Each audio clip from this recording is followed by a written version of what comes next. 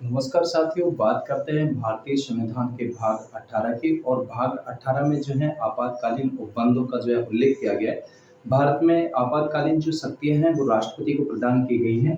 देखिए, जो आपातकालीन उपबंध है वो भारतीय संविधान के भाग 18 के अंतर्गत है। आपातकालीन उपबंध जो है अनुच्छेद 352 से और 360 तक उल्लेखित है।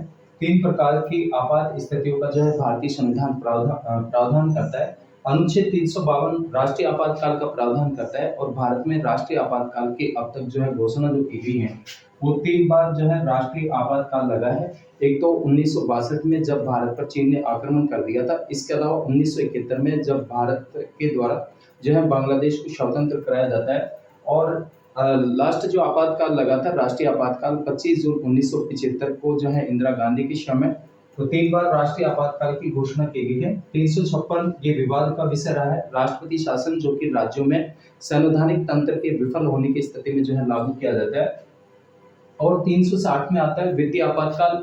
वित्तीय आपातकाल की अब तक जो है स्थिति नहीं आई है। अगर देश की अर्थव्यवस्था खतरे में पड़ जाती है या देश पर भारी कर्जा हो जाता है जिसको देश चुकाने में असमर्थ हो, तो ऐसी स्थिति में जो है पूरे देश में वित्तीय आपातकाल लागू किया जा सकता है। लेकिन इसको लागू नहीं किया गया है, अब तक इस तरह की स्थिति नहीं आई है।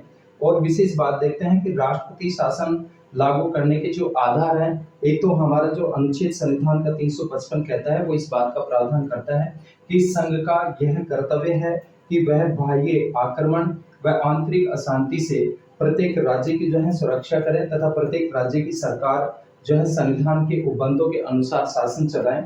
और संघ अपने कर्तव्य के अनुपालन के लिए अनुच्छेद 356 के अंतर्गत जो है राज्य में संविधान तंत्र के विफल हो जाने पर राज्य सरकार को अपने नियंत्रण में ले सकता है। यानी राज्य में अगर संवैधानिक तंत्र विफल हो जाता है तो संबंधित राज्य में राष्ट्रपति शासन लागू किया जा सकता है। धन्यवाद।